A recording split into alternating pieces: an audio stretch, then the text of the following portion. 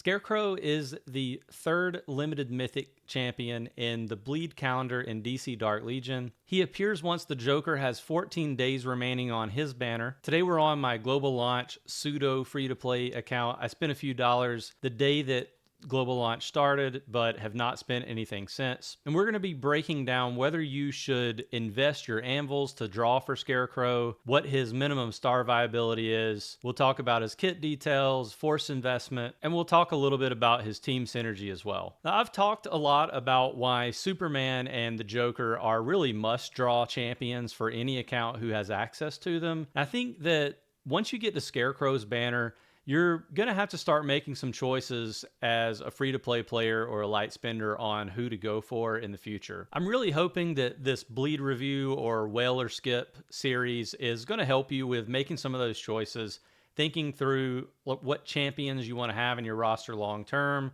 which sort of teams that you want to build, and who to go after. I think it's really important for any well-built roster to think through who they're going to be pushing for in future bleeds, how to save your anvils, whether or not you're going to be able to get champions to the star levels that you want to get them to, particularly for non-spenders, even for light spenders to an extent, but really just for the non-spenders. It's going to be very difficult to obtain anvils from a week-to-week basis. You're really limited to maybe buying one 60 gem anvil per day from the mystery shop, as well as the 40 anvils that you're able to get free to play from the Interstellar Visitor on the weekends. So you're going to have to choose wisely, because in some cases, if you're not lucky, you may only get a bleed champion to maybe one pull or two. So you may only get 5 white stars for the entire duration until the next champion becomes available. We're on kind of a 14-day window where you can pull for one champion before the next one is introduced into the bleed. So you have to kind of think about that, think through it, and we'll talk a little bit about what kind of strategy you can employ with Scarecrow if you decide to go for him and you have a nice, well-built Joker, so that you can build a really good team that's going to future-proof your roster. Now, the other Bleed Limited Mythics that have a lot of Scarecrow synergy are the Joker, Deathstroke, and Sinestro. So Joker having the Arkham's Most Wanted synergy, Deathstroke and Sinestro having the Legion of Doom synergy. I do think that Scarecrow is worth drawing for any account because he bridges the gap between Arkham's Most Wanted and Legion of Doom. I've talked about this team composition before, but the build looks like the Joker, Ivy, Scarecrow, Sinestro, and either Deathstroke or Lex Luthor, depending on your level of spend. Obviously, Deathstroke is going to be very difficult for a non-spender to obtain for their roster if they do this build the way I'm recommending it, because it would mean that you'd have to pull for the Joker, Scarecrow, and Deathstroke in rapid succession. And then obviously you're going to be pulling for Sinestro right after that. Sinestro and the Joker are very important for doing this type of team composition.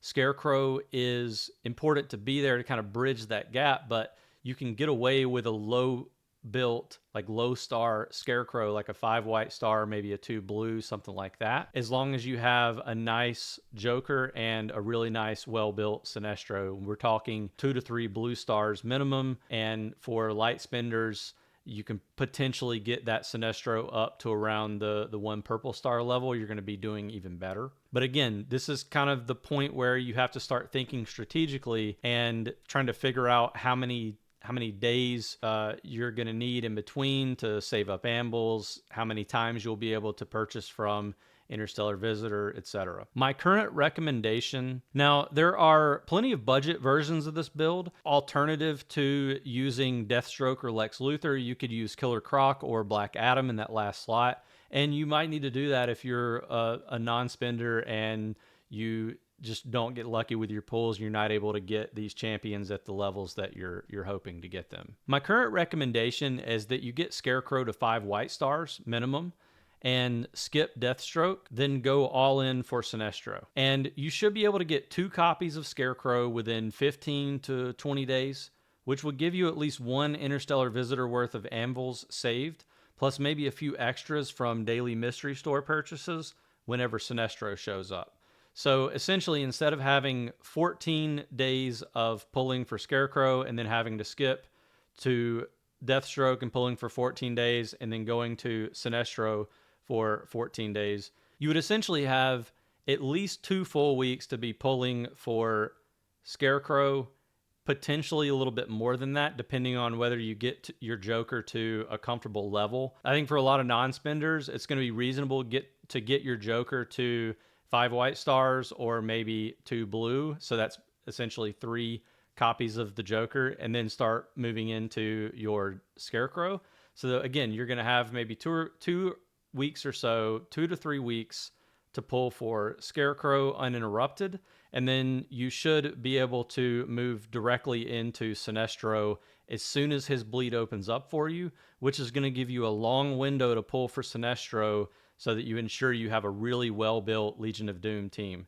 And the last thing that I'll mention here is you will end up preventing yourself from getting a decent Zatanna built up, the champion who's going to be coming after Sinestro.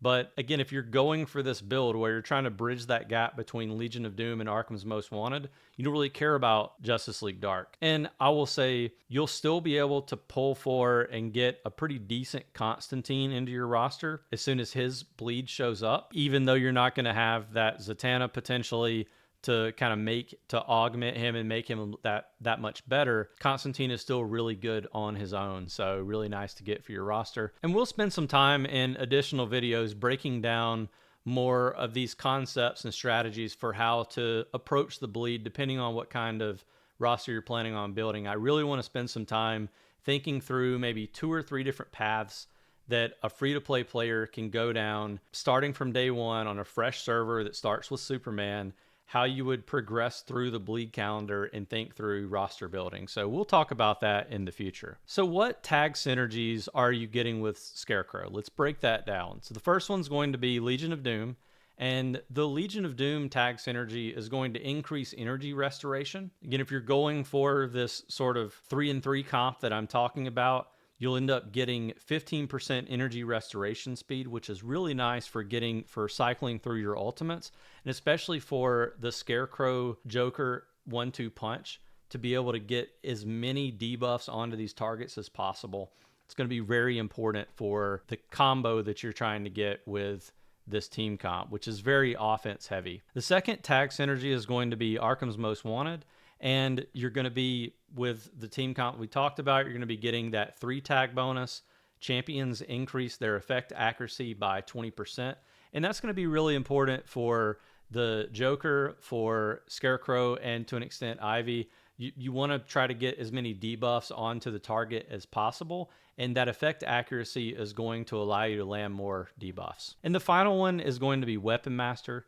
And if you take a look at some of the comps that I've recommended, Deathstroke actually has this Weapon Master tag. So that comp is going to end up giving you a lot more synergy there for Weapon Master. But you should get, I believe, you should have an opportunity to get the Weapon Master tag synergy with the comp that I've recommended. You can play around with that a little bit. But if you can, it means that your champions are going to increase their attack by 10%. So again, very offense heavy setup that you have here. People look at Scarecrow's kit, especially after they made some alterations to it, and think that it's way less offense heavy than it was in the past. But we're going to talk about some reasons why it's actually maybe potentially even more offense heavy for your team comp as a whole. And that really brings us to Scarecrow's kit. Scarecrow's ultimate is called the Scent of Fear. This is an ability that does spiritual damage. It's an AoE that inflicts scare. If the target has enough scare, mental breakdown is also inflicted. So scare is a debuff that reduces the target's damage dealt. This can stack up to 4 times. Mental breakdown is an ability that incapacitates and shrinks the enemy for a short duration and reduces their men. And men is essentially the enemy's ability, or your ability, I suppose, to resist spiritual damage. So the higher your men, the less spiritual damage you're going to take. If you're able to reduce the target's men, then you're going to make it a lot easier for spiritual damage dealers to do a lot of damage. And I think that's the true impact of this ultimate, is the infliction of scare and mental breakdown, which is going to make the enemy's attack weaker, and it's going to allow champions like the Joker and Sinestro to do massive spiritual damage. Not to mention, Scarecrow actually does spiritual damage as well. Next ability is called Terror Strike, and this ability does spiritual damage to enemies in front of Scarecrow that can also inflict scare. And it also has a base chance to reduce men. So again, you have this kit that sort of builds on itself. Every skill, or a lot of the skills that Scarecrow is going to be doing, he's going to be inflicting this min reduction. It's just going to make the team even more efficient at dealing that spiritual damage to them. So you are going to be able to invest force into a talent associated with Terror Strike, which will reduce the ability's cooldown. And the next skill is Haunting Visions. This ability does spiritual damage in a fan-based AoE, and it inflicts 1 stack of scare with a base chance to reduce attack. So now we're reducing men, so we're making it easier to do spiritual damage to the enemy, and then we're also reducing their attack, so we're going to be taking less damage, and it really has this compounding effect. Investing force into Haunting Visions is going to allow this attack to inflict an additional stack of scare on enemies in close proximity to Scarecrow. So it's an AoE infliction of scare, which is quite nice. And the last skill is Growing Terror. The first 3 times that Scarecrow casts his ultimate, he's going to get bigger and he's going to gain damage reduction. He also grants all of Arkham's Most Wanted squad members 1 stack of men up at the start of every battle. So your squad is going to be a little bit protected from spiritual damage dealing. So, you'll want to keep that in mind whenever you're trying to figure out comps for different battles. Or maybe you're going against a familiar opponent in Meta Brawl or 3v3 where they're going to be using a squad that does spiritual damage. Might be worth using your Scarecrow to kind of prevent some of that or limit some of that. Additional force invested in this talent will increase Scarecrow's HP, so you're just going to make him more and more invincible. And it's worth mentioning that with one of the latest updates of the game, champions now have a universal skill that's going to apply to all champions in your roster globally. Scarecrow's is called Tactical Synergy, and this ability will increase all champions' men, so that's spiritual damage reduction as we mentioned, and then Guardian Champion's HP. And you're going to be scaling this ability up as you add stars to this champion. So the more stars you get the more stars you get on Scarecrow, the better your tactical synergy ability is going to be. So you're going to get more and more men and HP for your champions. We talked about Scarecrow's skill-based force talents already, and I think all 3 are worth investing in for him. But what about the other force talents? Eventually, you're going to be upgrading all of these force talents, but I think the ones that are more impactful investments, the ones that you probably want to be going into first, are going to be Effect Accuracy Boost, which is going to increase your effect accuracy by a percentage. Crit Damage Resistance Boost, which again is going to increase your crit damage resistance by a percentage. Means that Scarecrow is going to be able to survive longer. And then Defense Boost, which will significantly boost Scarecrow's overall survivability against physical damage. This is sort of the alternative to men. Each one of them is going to reduce damage. One's for physical, one's for spiritual, if that's easier to remember. Now let's talk about legacy pieces. So because Scarecrow is a bleed limited mythic champion, he's going to have his own legacy piece, and it's called the Fear Reaper. Again, this is a unique legacy. It's going to have HP, crit damage resistance, physical and spiritual resistance, and effect accuracy. So with these skills, Harvest of Terror and Fear Field, you're really going to be able to get a lot of additional bonuses for Scarecrow. Harvest of Terror is going to heal Scarecrow over time if he drops below 50% health, and it also reduces damage taken during the heal. Fear Field has a passive effect that anytime Scarecrow attacks an enemy or casts a skill, it reduces enemy attack by 5% for 5 seconds. So, really important thing that I think a lot of people overlook for this specific unique legacy piece is that, again, basically as long as Scarecrow is alive and casting abilities, it's going to do a lot of damage reduction for the entire team, not just for against Scarecrow. A couple of honorable mentions for Scarecrow, especially if you don't have the unique legacy and you're building this sort of Arkham's Most Wanted Legion of Doom comp. I think the first one is going to be Amazonian Alloy Shield, which typically I would say you should equip to Wonder Woman. But again, if Scarecrow is part of your main team, you'll be wanting to equip it to him until you have the ability to get that unique legacy. And for most people, that's going to be a while because you're probably going to be upgrading the Joker's legacy piece or Sinestro's ring before you do anything else. But for the Amazonian alloy shield, just a quick mention that it has lots of defense and crit damage resistance. You're also going to have increased min and the ability to gain a shield every 8 seconds. The next mythic legacy item that I would recommend for Scarecrow is going to be the Gabriel Horn. Gabriel Horn has plenty of HP, plus energy gain bonus, and increases your allies' attack. So I think this is going to be more of an offensive legacy that will help you cycle your ultimate faster, and it's going to help your allies do a lot more damage. Personally, a big fan of Gabriel Horn on Scarecrow if you don't have his unique legacy. And then the last one I think that's worth mentioning is going to be the improved Fear Gas Vial. This one is just going to give you a boost for min and dodge. Obviously you have a little bit of HP there, but it's not a lot. Last thing I want to mention is some of the notable synergies for Scarecrow. So Scarecrow's kit revolves around reducing the enemy's damage output and reducing their spiritual damage defense. This plays into the win conditions of both the Joker and Sinestro, as I mentioned earlier in the video, since both of their kits deal spiritual damage. And Joker's ability to spread debuffs makes Scarecrow an even better teammate in longer battles against higher health opponents. That's going to do it for this edition of Whale or Skip. I definitely think that Scarecrow is a champion worth building if you care about Arkham's Most Wanted and Legion of Doom synergies. I think he offers a lot of team building opportunities for you. He is a bit niche. I think that the difficulty of recommending for new players or free-to-play players to go after this Arkham's Most Wanted Legion of Doom setup is you are going to have to sacrifice a bit at the beginning of your account if you're starting on a fresh server with Superman's Bleed at the beginning, because you essentially have to slow play pulling for Superman.